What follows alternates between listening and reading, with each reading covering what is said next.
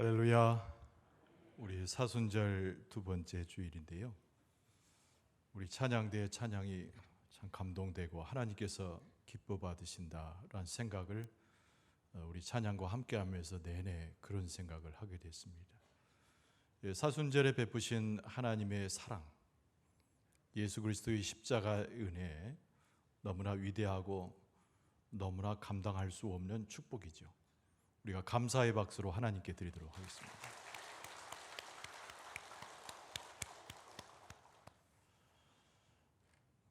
우리 좌우에 계신 분들하고 한번 인사 나누는데요. 자고로 그리스도인이라고 한다면은 자기 얼굴에 눈에 하나님의 형상이 보여야 됩니다. 그래서 멀리 계신 분들, 서로 가까이 계신 분들 인사하면서 성도님의 얼굴을 배우니 하나님의 얼굴을 배우는 것 같습니다. 서로 인사 나눕시다. 성도님의 얼굴을 배우니 하나님의 얼굴을 배우는 것 같습니다.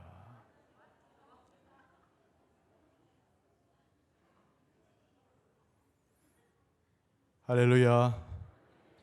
죄사함의 은총뿐만 아니라 우리의 삶의 변화를 통해서 하나님께서 축복을 허락하시고 그 은혜 가운데 우리가 살아가게 될 줄로 믿습니다. 오늘 고린도전서 1장 18절 이하의 말씀을 가지고 십자가의 도라고 하는 제목으로 우리가 은혜를 나누고자 합니다. 한국 교회의 역사가 130년이 넘어갔지요. 한국 교회의 역사는 참 우리에게 있어서 믿음의 선배들의 이야기이자 우리에게 대단한 영적 교훈을 주는 역사라고 할 수 있겠습니다. 한 일화를 설명해 드리죠. 옛날 평양신학교라고, 이것이 이제 신학교의 우리나라에 최초로 출발한 신학의 전당이죠. 1901년도에 세워졌으니까요. 근데 그 평양신학교에 우리 교회사에 나오는 아주 유명한 목사님 한 분이 재학하고 있었습니다. 그분의 이름은 최봉석이라는 이름의 우리 신앙의 선배인데요. 그 사람의 신체적 특징이 널리 알려져 있습니다. 키가 아주 작고 얼굴이 얼거지는 별로 용모가 좋지 않았다고 해요. 집안도 매우 가난해서 새끼의 밥을 거의 먹지 못한 신세였다고 합니다. 그런데 그 당시에 최봉석 학생이죠. 이 학생의 하나의 중요한 특징이 있었는데 기도할 때마다 펑펑 운다는 거예요. 그래서 학생들끼리 기도회라도 가지려고 하면은 이 학생 때문에 기도를 제대로 할 수 없고 집중할 수가 없었다고 그래요. 그래서 사람들이 그렇게 이 친구를 건들면서 이야기합니다. 여보게, 하나님이 죽었습니까? 왜 그렇게 우시오? 공부도 안 되고 당신 때문에 기도에 집중할 수가 없어. 네, 사람들이 생각을 했다고 그래요. 저 사람이 외모도 뛰어나지 못하고 집안도 가난하니까 신세 타령하느라고 우나 보다. 그래서 사람들이 아무도 그 사람을 나무라지 않았답니다. 신학교 졸업하게 되었습니다. 졸업생 대표로 이 최봉석 학생이 대표 설교를 하게 되었는데 이 사람이 강단에 올라와서 이렇게 설교의 서두를 이야기했다고 하죠.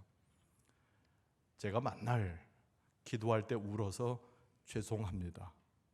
근데 기도하러 주님 앞에 서면 내 앞에 나타나는 형상이 이민족의 고통과 일제에 의해서 침탈된 이 나라의 앞날이 깜깜했기에 울음이 나올 수밖에 없었습니다. 예수 그리스도를 알지 못하는 우리 동족들 생각할 때마다 나는 눈물을 참을 수 없어서 계속 울었던 것입니다.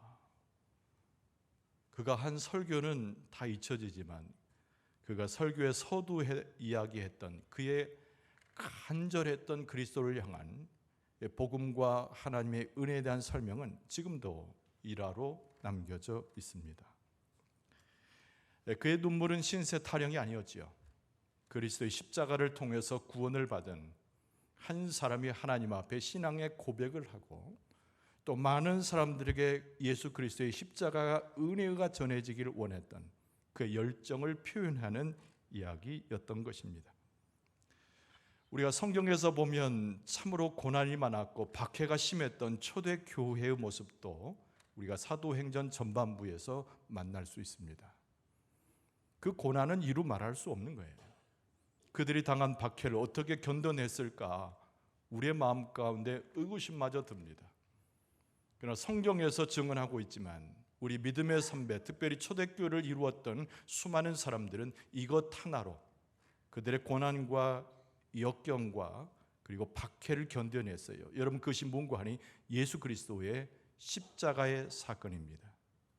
예수님의 십자가의 그 능력, 그것이 바로 초대교회에 세워지는 유일한 복음의 기준이고, 그리고 초대교인들은 예수 그리스도의 십자가의 능력으로 모든 환난과 어려움을 뚫고 나갔다는 거예요. 오늘 우리가 같이 읽은 이 고린도전서는 사도 바울이 고린도 교회에 편지한 글의 한 부분입니다.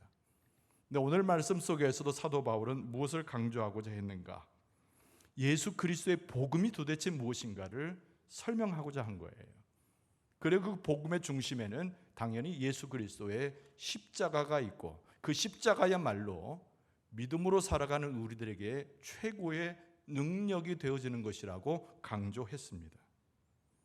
십자가로 살아가는 사람, 십자가의 능력으로 우리의 삶을 펼쳐가는 사람, 성경은 그들을 그리스도인, 그리고 더 나아가서 하나님의 자녀로 복권된 하나님의 백성이라고 성경은 증언해주고 있습니다. 오늘 본문의 말씀을 통해서 과연 십자가의 도는 무엇이며 십자가를 통하여 하나님이 허락하신 능력이 무엇인가를 우리는 살펴볼 수 있어야 됩니다. 여러분, 첫 번째로 십자가의 능력은 살리시는 능력이라는 거예요. 여러분, 한번 따라서 합시다. 십자가의 능력은 우리를 살리시는 능력입니다. 오늘 본문의 말씀 18절은 이렇게 쓰고 있습니다. 십자가의 도가 멸망하는 자들에게는 미련한 것이요 구원을 받는 우리에게는 하나님의 능력이라, 이렇게 말씀하고 있어요. 여러분, 십자가의 도란 말을 어렵게 생각할 필요가 없습니다. 오늘 본문의 말씀에 등장하는 십자가의 도는 십자가의 사건과 관련되어지는 모든 영적 진리와 이야기들을 포함하는 이야기예요. 조금 더 자세히 이야기하면 예수께서 이 땅에 오셔서 하늘나라의 복음을 선포하셨잖아요. 예수님께서 고치시고 싸매시고 함께 하셨던 그 예수님의 전체 생애가 오늘 사도 바울이 표현하고 있는 십자가의 도의 의미입니다.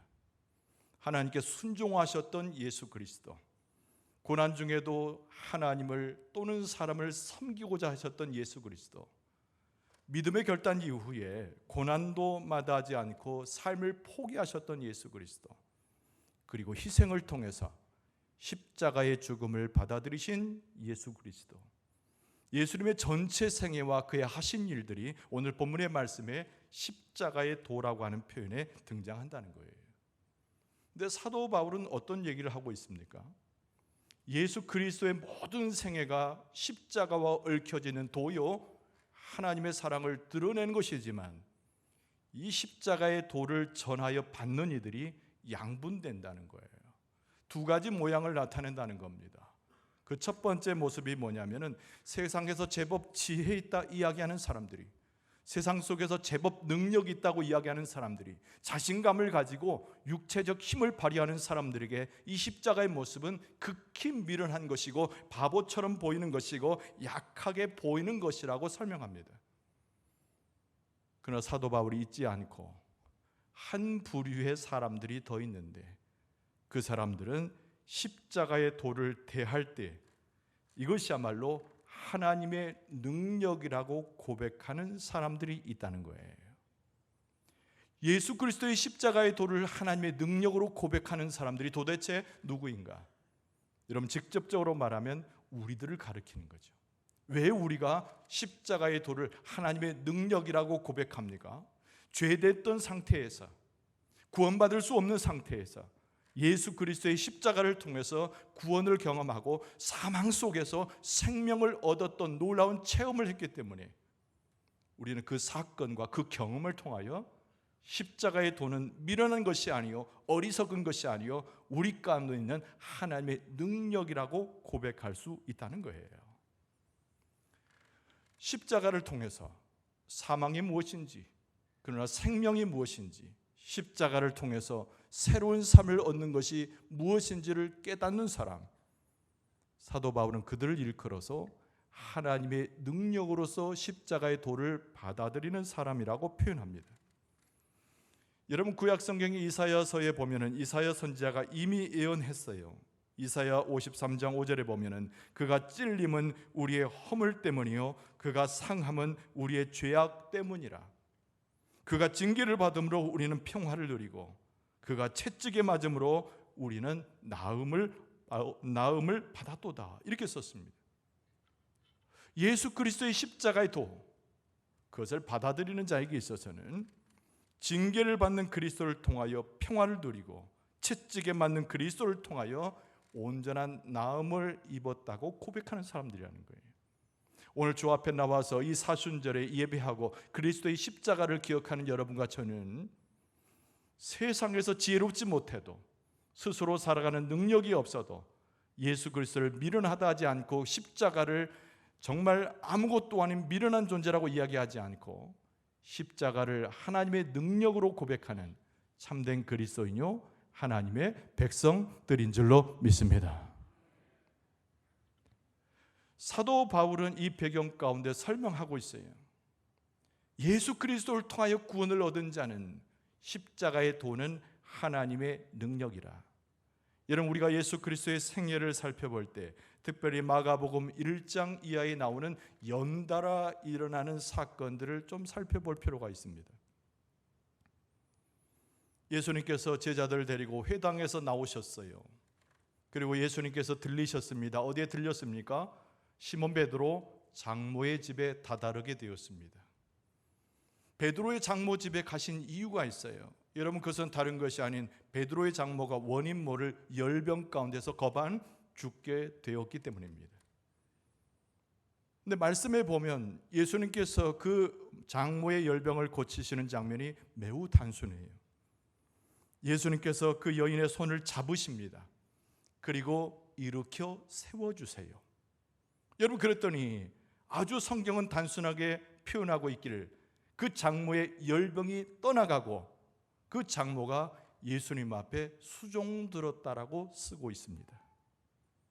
여러분, 다른 것에 있지 않아요. 의원을 부른 것이 아니고 예수님이 다른 방법을 선택한 것이 아니고 그냥 그 여인의 그 불쌍한 열병으로 거의 죽게 된 그 여인의 손을 붙잡고 예수님께서 일으키셨다는 거예요.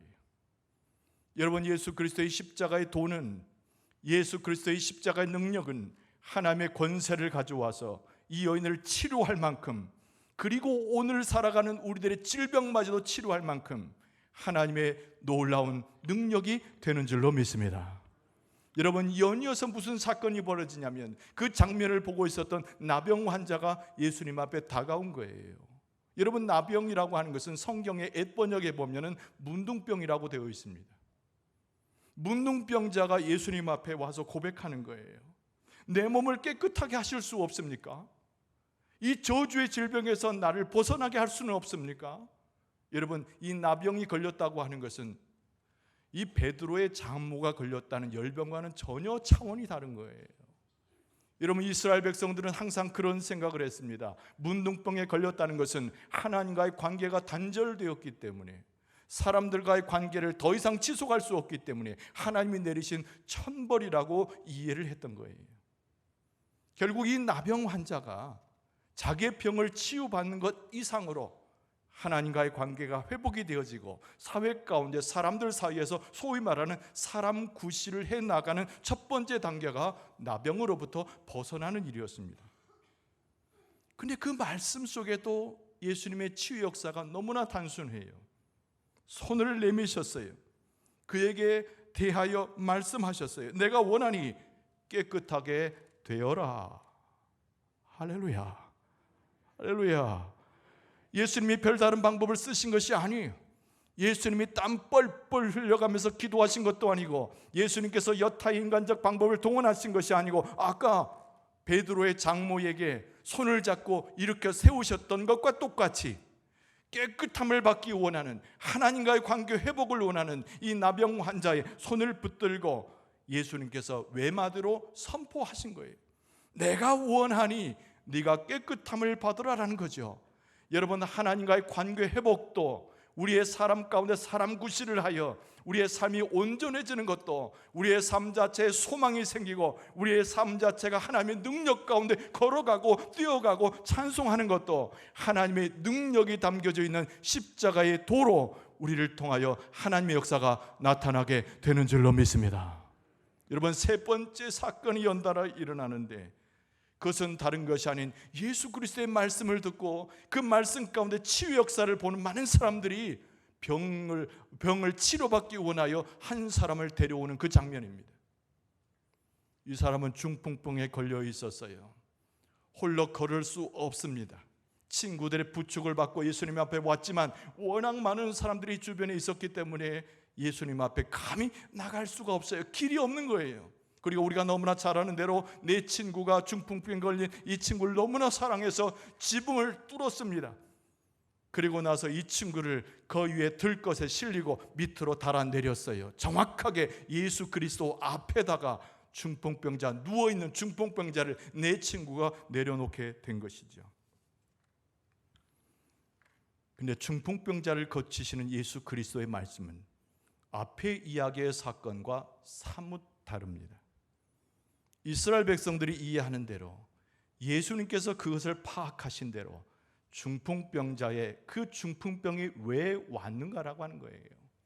하나님을 거역하는 자가, 하나님 앞에 올바로 서지 못하여 죄를 짓는 자가 중풍병에 걸린다라고 생각을 했기 때문입니다. 예수님에게 있어서는 이 자를 치료해 줘야 되는데, 이 고통과 이 환난 속에서 그를 건져줘야 되는데, 예수 그리스도의 명령의 말씀은 단순히 손을 잡고 이렇게 세우시는 정도가 아니에요. 예수님의 눈으로 봐서 이 사람의 영혼 깊은 데 있는 그 죄와 그 어두움과 사탄의 권세를 보신 것이죠. 그 성경 본문에 보면 예수님께서 이 중풍병자에게 명령하십니다. 내 믿음은 용서받은 하나님께서 용서하여 너를 깨끗하게 하실 것이다. 할렐루야. 이 중풍병자의 병을 치료한 것이 아니라 그 근본 가운데 있는 죄를 용서하시는 예수 그리스도의 그 죄 사함의 권세를 가지고 중풍병자를 다스렸더니 죄 사함뿐만 아니라 그의 영혼이 밝아지고 그가 중풍병에서 헤어남을 받고 하나님의 역사 가운데 하나님의 고치시는 그 기적의 역사를 중풍병자가 경험했다는 거예요. 할렐루야. 우리의 모든 죄가 붉을지라도, 우리의 죄 가운데 어둠에 있을지라도, 그 모든 것들이 원인이 돼서 원인을 알 수 없는 병에 시달릴지라도, 스트레스와 우리의 삶의 넘어짐과 우리의 삶의 곤고함이 찾아와도 예수 그리스도의 십자가가 우리를 만져주게 되면 그 가운데 하나님의 능력이 나타나서 우리의 영혼을 살리고 우리의 육체를 살리고 우리의 삶을 살리고 우리의 모든 것에서부터, 그 고통의 모든 것에서부터 우리를 해방시켜 주시는 하나님의 은혜가 충만하게 될 줄로 믿습니다. 죄를 사하시는 권세가 예수 그리스도에게 있는 것은 하나님의 능력이 예수 그리스도와 함께 하심이요, 예수님 그 자체가 하나님이심을 보여주었다는 거예요. 우리의 모습은 어떤 모습이었습니까? 죽을 수밖에 없는 모습이라는 거예요. 우리의 죄 때문에, 우리의 하나님 앞에 불경스러운 잘못된 태도 때문에 우리의 마지막은 사망이요 진멸함이요, 우리는 죽을 수밖에 없다는 거예요. 그러나 예수 그리스도의 십자가가 우리에게 들어오면 우리를 살리시는 영적인 의사가 되고, 예수 그리스도의 십자가는 미련한 것이 아니라 우리를 다시 살리시는 하나님의 능력이 된다는 거예요. 여러분, 사순절 예수 그리스도의 십자가를 묵상하면서 우리의 질병을 고치실 뿐만 아니라 내 고통과 내 어려움으로부터 나를 구원하시는 하나님의 역사뿐만 아니라 우리의 죄의 근원까지 도려내어서 하나님의 백성으로 의로운 자로 그리스도를 따른 그리스도인으로 세워지는 이 놀라운 영적인 절기가 될 수 있기를 바랍니다. 오늘 본문의 말씀 가운데 사도 바울은 무엇을 이야기하고 있는가? 십자가의 능력이라고 하는 것은 우리의 생각과 삶을 통째로 바꾸어 놓는 복음이라는 거예요. 따라서 합시다. 십자가의 능력은 우리의 생각과 우리의 삶을 바꾸는 능력입니다. 굉장히 굉장히 중요한 것이죠. 오늘 21절 말씀에 보니까 하나님의 지혜에 있어서는 이 세상이 자기 지혜로 하나님을 알지 못하므로 하나님께서 전도에 미련한 것으로 믿는 자들을 구원하시기를 기뻐하셨도다. 상당히 어려운 이야기지만은 이 말씀을 단순하게 이야기하면 십자가의 능력이 우리 가운데 오면 세상적 지혜가 아닌 하나님의 지혜로, 세상적 생각이 아닌 하나님의 생각으로, 세상적인 삶이 아닌 하나님의 삶으로 바뀌어지는 그리스도의 놀라운 십자가를 경험한다는 거예요. 여러분, 자기의 지혜로 충만한 사람들이 있었습니다. 자기의 능력을 과신하는 사람들이 있었습니다. 여러분, 그들에게 있어서는 구하는 것은 헛된 영광을 구했다는 거예요. 2000년이 지난 지금 우리는 믿음으로 주를 바라보지만 2000년 전에 복음서에 나오는 그 수많은 사람들은 예수 그리스도 메시아가 그 앞에 옴을 직접 보았지 않았습니까? 근데 얼마나 자기의 지혜를 자랑했으면, 얼마나 교만 가운데 빠졌으면 그 앞에 서 계신 예수 그리스도를 발견하지 못하고 예수 그리스도의 십자가의 그 사건이 죄 사함의 사건인 것을 알아차리지 못하고 예수님을 비난하고 신란하고 예수님을 십자가에 못 박는 어리석음을 범했다는 거예요. 그 당시에 종교 지도자들이 그러했습니다. 능력을 가지고 있었던 군사들이 그러했습니다. 심지어는 예수님 옆에 매달렸던 강도 중에 왼편 강도가 그랬습니다. 그들이 뭐라고 예수님께 말합니까?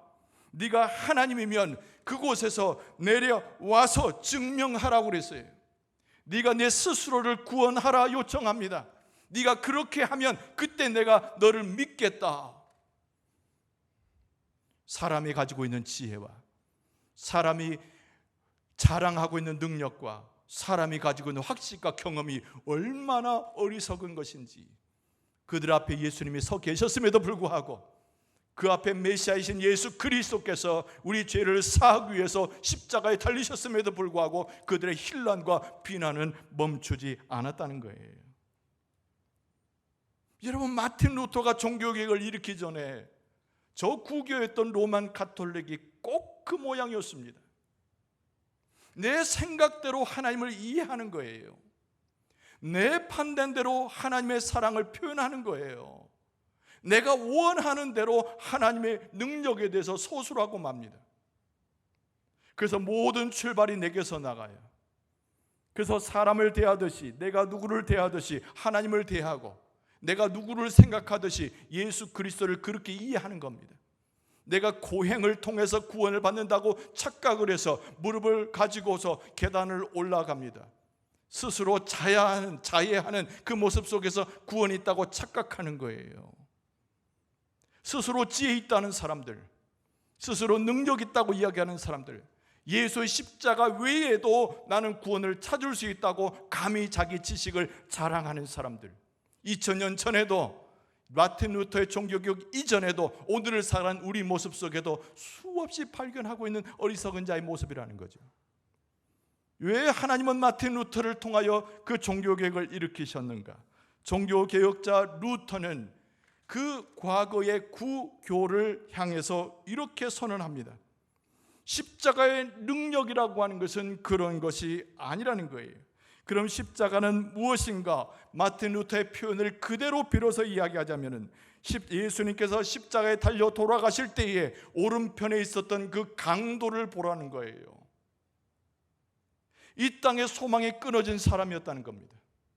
자기의 인간적인 삶이 마지막을 구하고 있는 상황이었다는 거예요. 그런데 이 강도가 왼편을 돌아보니 죽어가고 있는 예수님을 발견하는 것입니다. 육신으로는 죽어가고 있으나 예수 그리스도의 죽음 너머에 있는 그 부활의 영광을 오른편 강도가 발견하고 있었던 거예요.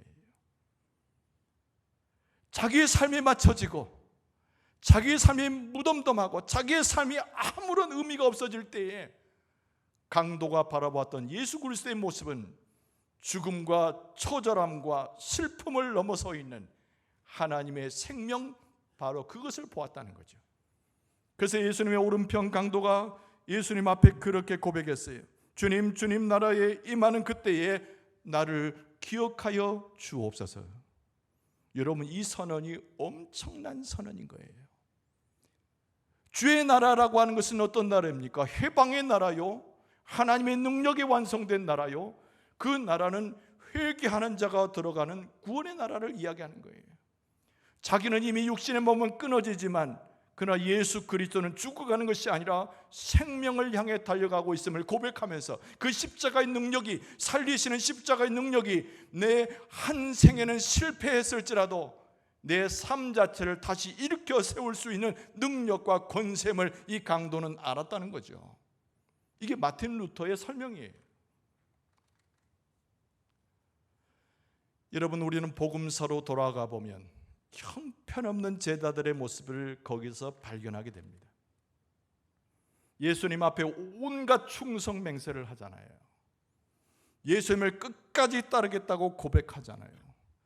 예수님의 나라 임하실 때 내가 예수님의 우편에 좌우편에 있으리라 꿈꾸잖아요.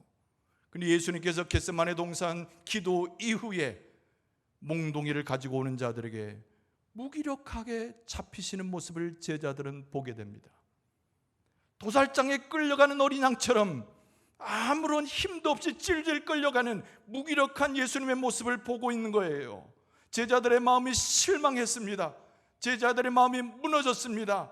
일평생을 따라잡던 예수 그리스도의 마지막 순간에 항거하여 일어나서 당신의 나라를 세워야 하는데 아무런 답변 없이 죽음으로 끌려가는 예수님의 모습을 보며 그런 너무 십자가라고 하는 사건이 부끄럽게 느껴졌던 거예요. 다 도망갔습니다. 다 예수님을 배반하여 멀리 갔습니다. 여러분, 그러나 우리가 성경을 보건대 복음서에 이어지는 사도행전에 보면은 그들의 사도행전 그 모습 기록 속에 다시 나타나게 돼요. 그런데 예수를 버리고 떠났던 그들의 모습과는 전혀 다른 모습으로 초대교회의 정말 지도자요 성령으로 충만한 자들로 그들은 주 앞에 서게 되는 것을 사도행전에서 볼 수 있게 됩니다. 부끄러웠던 십자가를 자랑하기 시작합니다.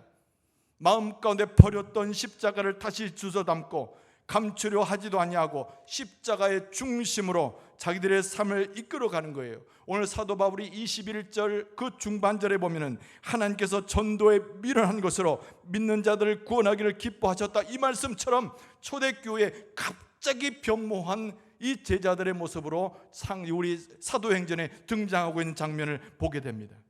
그들의 기도 중심에는 십자가가 있어요. 찬양 중심에도 십자가가 있어요. 전도할 때 당연히 십자가의 도를 전하죠. 여기서 우리는 질문을 하게 됩니다.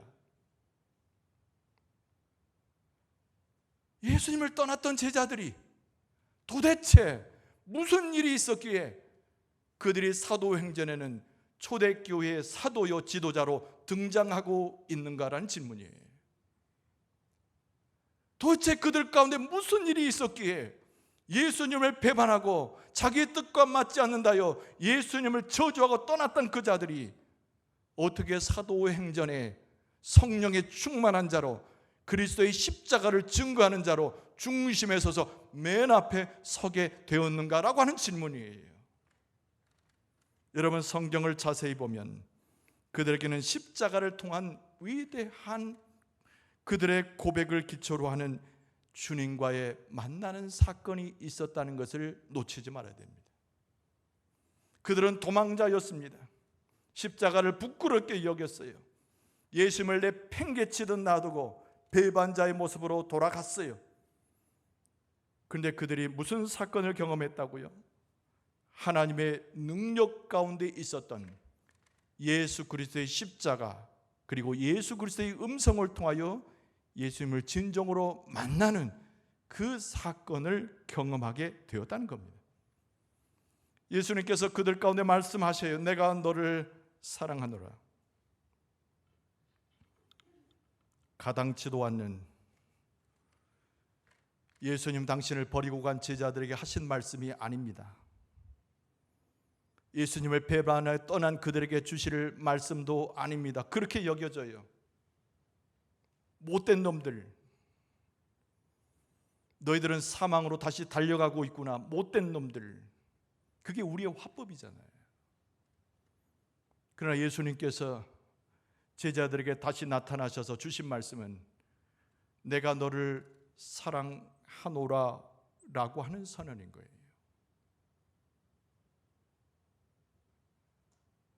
여전히 죄인의 모습으로, 여전히 배반자의 모습으로, 십자가를 부끄러워하는 모습으로 숨어 있었던 제자들에게 예수님께서 내가 너를 사랑하노라 말씀하시는 거예요. 제자들이 숨어 있는 상황 가운데 예수 그리스도를 인격적으로 경험하게 되는 순간입니다. 예수님을 배반하고 떠난 사람이 나예요. 십자가를 부끄러워해서 세상적 지식과 세상적 방식으로 돌아가 버린 것이 나예요. 그러니 예수 그리스도께서 그 제자들에게 말씀하셨던 것처럼 오늘 우리에게도 똑같이 말씀하고 계신다는 거예요. 그럼에도 불구하고 내가 너를 사랑한다는 거예요. 그리고 예수님께서 또 말씀하셨어요. 나를 따라오너라 라고 하는 말씀이죠. 예수님을 따라간다는 것은 제자들에게 있어서는 죽음의 길을 가는 것입니다. 각자의 주어진 십자가를 지고 예수님을 따라간다는 것은 비난을 통과해야 되고 진노를 통과해야 되고, 그것은 그들에게 있어서 영광이 아닌 치욕이에요. 그러나 예수님은 말씀하시잖아요. 나를 따라오너라. 제자들이 예수님을 인격적으로 만났을 때 그 십자가의 도를 그 하나님의 은혜 가운데 경험했을 때 그들의 심령과 삶이 완전히 바뀌어지게 됩니다. 예수님을 따라가는 것은, 십자가의 도를 갖는 것은 저주라고 생각했는데 그것은 저주가 아닌 하나님께서 허락하신 축복임을 깨닫게 되었다는 거예요. 예수님을 따라가는 것은 그것이야말로 죽음의 길로 치닫는 것이기 때문에 우리의 삶 자체가 죽어지는 것이고 멸망하는 것이라고 여겼는데, 예수 그리스도의 십자가를 따라가는 것이야말로 내 삶에 생명을 주는, 내 삶 자체의 진정한 승리의 길이라고 하는 것을 알게 된 것이죠. 예수 그리스도의 십자가를 품어내는 것은 부끄러운 것이라고 생각을 했는데, 많은 사람들이 비난을 하기 때문에 내가 품어 안는다라고 하는 것은 상상할 수도 없었는 것이었는데, 예수 그리스도의 십자가를 품고 따라가는 것이 내 삶의 진정한 영광이라고 하는 것을 알게 되었다는 거예요. 십자가의 도는 자랑스럽게 지혜를 이야기하는 사람들에게 미련하게 보이고 척박하게 보이고 진노처럼 보이고 아무도 선택할 수 없는 멸망의 길처럼 보일지 몰라도, 예수 그리스도를 진정 인격적으로 만나고 예수 그리스도를 통하여 구원을 경험하는 사람들에게는 살리고 승리케 하고 영광을 주는 하나님의 능력이라고 하는 것을 우리는 복음서를 통해서 알 수가 있는 것이에요. 제자들이 예수님을 떠난 이후에 하나님의 놀라우신 은혜 가운데 그리스도를 다시 만나는 가운데 그들은 바뀌어지고 십자가의 위대한 능력으로 다시 태어날 수 있었다는 겁니다. 우리 사랑하는 성도 여러분, 우리는 사순절 기간을 지내고 있어요. 예수 그리스도의 십자가의 도에 대해서 어떻게 이해하고 고백합니까? 오늘 말씀은 우리에게 권고하고 있어요. 높은 자리가 아닌 낮은 자리에 있는 예수 그리스도, 그닥 영광스럽게 보이지 않는 천한 자리에 있는 예수 그리스도, 실패해 보이는 예수님을 오히려 만날 때 우리는 변화를 경험할 수 있음을 가르쳐주고 있어요. 예수 그리스도의 십자가의 도는 내 삶을, 나의 생각을, 나의 운명을 바꿀 만한 하나님의 능력이 된다고 하는 것을 인정할 필요가 있습니다. 여러분, 그리스도의 십자가를 인격적으로 만나서 하나님의 능력을 통하여 여러분의 생각과 마음과 삶이 변화되는 하나님의 축복을 경험할 수 있기를 바랍니다. 오늘 본문의 말씀 25절에 보면은 하나님의 어리석음이 사람보다 지혜롭고 하나님의 약하심이 사람보다 강하니라. 사도 바울이 그렇게 증거하고 있어요. 바울의 이 고백은 너무나 위대한 것이죠. 하나님의 어리석음이 사람보다 지혜로운 것이고 하나님의 약하심이 사람보다 강하니라. 이 사순절 기간을 지내면서 여러분과 여러분의 가정, 우리 교회가 이 바울의 똑같은 고백으로 주 앞에 설 수 있기를 바랍니다. 놀라운 주의 은총을 통해서 예수 그리스도의 십자가의 도를 전해받고 그 십자가의 도를 쫓아가서 생명의 길, 승리의 길, 하나님의 영광의 길로 나가는 여러분과 저의 모습 될 수 있기를 주의 이름으로 축원합니다.